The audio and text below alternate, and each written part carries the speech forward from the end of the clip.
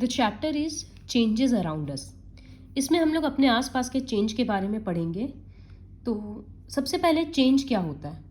देखो लिखा है, change is a phenomenon in which an object may become different in its shape, size, position and at times even in its composition. Change तब बोलते हैं जब एक ऑब्जेक्ट का या तो शेप बदल गया, या साइज बदल गया, या उसका अंदर का, अब जैसे ये पेन लिखते जा रहे हैं तो इंक खत्म होते जा रहा है तो इसका कॉम्पोजिशन बदल रहा है, तो ये एक चेंज है। ये एक टॉफ़ी का रैपर, इसको हम इस तरह से स्क्वीज कर दिए, इसका शेप चेंज हो गया, तो ये एक चेंज है। इस तरह से ये भी यहाँ रखा है, हम इसको यहाँ रख दिए, पोजीशन बदल गया, तो ये भी एक चेंज है। तो ये चेंज का डेफिनेशन हुआ। अब चेंजेस को अलग अलग कैटेगरी में क्लासीफाई किया जाता है। This is slow and fast change, reversible, irreversible, physical और केमिकल। तो एक एक करके पढ़ते जाते हैं। स्लो एंड फास्ट चेंजेस, नाम से ही समझ आ रहा है, जो चेंज बहुत धीरे धीरे होता है उसको बोलते हैं स्लो चेंज। जैसे फॉर्मेशन ऑफ कर्ड, दही का जमना बहुत टाइम लगता है तो स्लो चेंज है। लेकिन दूध का छेना बनना, पनीर बनना, ये इंस्टेंटली हो जाता है। लेमन जूस डालेंगे तो वो तुरंत मिल्क कर्डल हो जाता है किस तरह से, तो वो होता है फास्ट चेंज। इसी तरह से tearing of paper, fast change, burning of paper, fast change. लेकिन ग्रोथ ऑफ प्लांट्स, ये होगा स्लो चेंज। तो ये रहा दोनों का डेफिनेशन, अलग अलग एग्जाम्पल्स और डिफरेंसेस। तो यहाँ रस्टिंग ऑफ आयरन मतलब लोहा में जंग लगना, ये देखो इस तरह से दिख रहा है ना। तो व्हाट इज रस्ट? ये जो ब्राउन ब्राउन होता है ना, हाथ देख के देखेंगे तो पाउडर जैसा आएगा। तो rust is a reddish brown substance which is formed due to corrosion of iron. ये कॉरोजन जो वर्ड है, इसके बारे में हम लोग बाद में क्लासेस में और पढ़ेंगे। तो कॉरोजन मतलब कोई भी मेटल का पानी वगैरह के कांटेक्ट में आने से खराब होना। तो जब आयरन खराब होता है तो वो रस्ट फॉर्म होता है। बस इतना ही लर्न करना पड़ेगा। और रस्टिंग को प्रिवेंट कैसे कर सकते हैं? लोहा को जंग लगने से कैसे बचाया जाता है? पेंट करके, तो पेंटिंग, या फिर उसके ऊपर ग्रीस लगाया जाता है, तो दूसरा ऑप्शन है ग्रीजिंग, या फिर उसके ऊपर जिंक मेटल का एक लेयर कोट किया जाता है। तो ये 3 वेज है जिससे हम लोग कॉरोजन को या रस्टिंग को रोक सकते हैं। तो ये था स्लो चेंज और फास्ट चेंज। फिर रिवर्सिबल और इरिवर्सिबल चेंजेस। अब जैसे इस एक्टिविटी में है कि बर्फ, पानी को जमा रही है बर्फ, फिर वो बर्फ वापस मेल्ट भी हो जाएगा, पानी बन जाएगा। तो आइस से वाटर, वाटर से आइस, दोनों हो सकता है। तो ये रिवर्स हो जा रहा है, इस वजह से इस चेंज को बोलते हैं रिवर्सिबल चेंज। लेकिन कोई कोई चेंज होता है, जैसे पेपर जला देंगे तो अभी इस ऐश से तो हमको वापस पेपर नहीं मिलेगा ना, तो ये हो जाएगा इरिवर्सिबल चेंज। जैसे और क्या एग्जाम्पल्स है इरिवर्सिबल का? चेंजिंग ऑफ डो इनटू चपाती, मतलब आटा को अगर हम रोटी बना देंगे आटा से, फिर तो वापस और रोटी सिक गया, उसके बाद तो वो वापस कच्चा आटा नहीं बनेगा ना।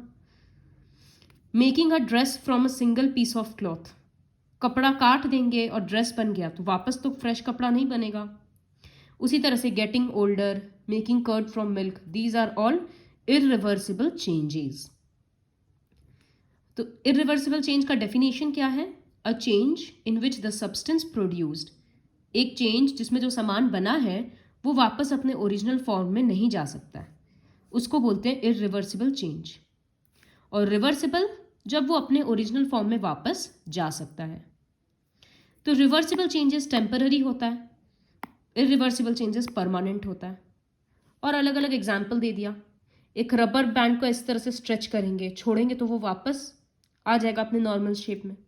कभी कभी होता है कि वो टूट जाता है, वो केस यहाँ पर एक्सेप्शन में दिया हुआ है।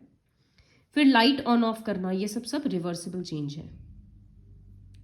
उसके बाद फिजिकल एंड केमिकल चेंजेस। अब जैसे अगर हम शुगर का क्रिस्टल्स को इस तरह से क्रश करके पाउडर बना रहे हैं, तो ये शुगर अभी भी मीठा था, पाउडर्ड फॉर्म में भी मीठा है। तो इस तरह का चेंजेस जहाँ पर कोई प्रॉपर्टी नहीं चेंज होता है सब्सटेंस का, उसको बोलते हैं फिजिकल चेंज। तो a change in which no new substance is formed, इसमें कोई नया सामान नहीं बना है, चीनी का जो प्रॉपर्टी पहले था अभी भी वही है। तो इस तरह के चेंज को फिजिकल चेंज बोलते हैं। और एग्जाम्पल्स क्या है? Bending a copper wire into different shapes. एक कॉपर का वायर है, उस तरह को मोड़ मोड़ के, जैसे ये एक वायर है, इसको कभी सीधा करना, कभी फोल्ड करना, कभी और फर्दर फोल्ड करना, तो ये सब फिजिकल चेंज है। ब्रेकिंग ऑफ चॉक, चॉक तोड़ के उसका अलग अलग पीस कर देना, ये इरिवर्सिबल है क्योंकि वापस हम चॉक को जोड़ नहीं सकते, लेकिन ये फिजिकल चेंज है क्योंकि इसमें कोई नया सामान नहीं बना। इतना बड़ा चॉक जो था वही उतना छोटा चॉक भी वही काम करेगा। फिर कोई भी बर्तन का टूटना, ग्लास का, तो ग्लास का बर्तन टूट गया, उसका शेप साइज अलग हो गया, तो वो एक चेंज है, लेकिन कांच का प्रॉपर्टी तो नहीं चेंज हुआ ना, ग्लास का, इसी वजह से वो एक फिजिकल चेंज है। तो केमिकल चेंज क्या होता है? The change in which a new substance gets formed. जैसे शुगर को अगर डायरेक्टली हीट करते हैं ना तो वो कड़वा हो जाता है, बिटर हो जाता है, खारा, तो इसका मतलब उसका प्रॉपर्टीज बदल गया, वो शुगर जल गया, तो इस वजह से वो एक केमिकल चेंज है।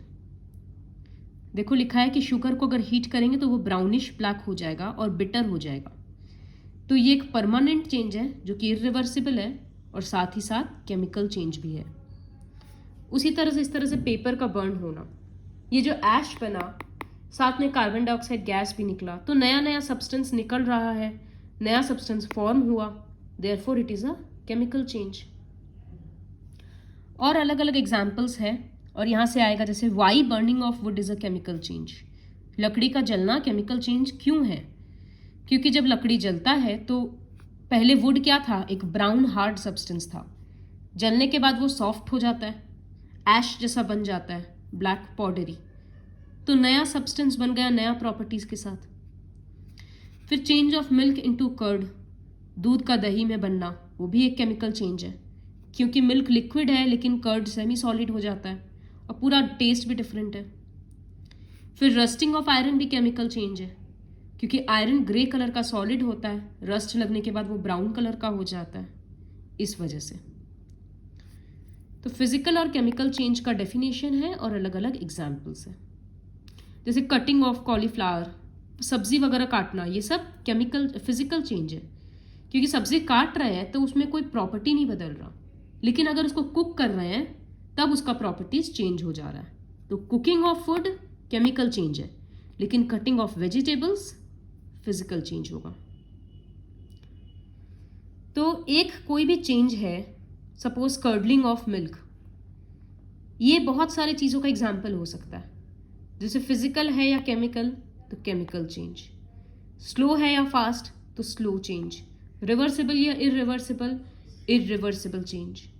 तो एक ही चेंज बहुत सारा कैटेगरी में फिट किया जा सकता है। जैसे freezing of water slow change है, फिर वो रिवर्सिबल है और फिजिकल है। तो इसी तरह से यहाँ कॉमा दे देकर लिख देंगे, फ्रीजिंग ऑफ वाटर के पास लिखेंगे स्लो, कॉमा देकर रिवर्सिबल, फिर कॉमा देकर फिजिकल। तो इसी तरह से you can try to complete this box. Next, changes involve energy. कोई भी चेंज अगर होता है तो या तो वो एनर्जी एब्जॉर्ब करता है या वो एनर्जी रिलीज करता है। जैसे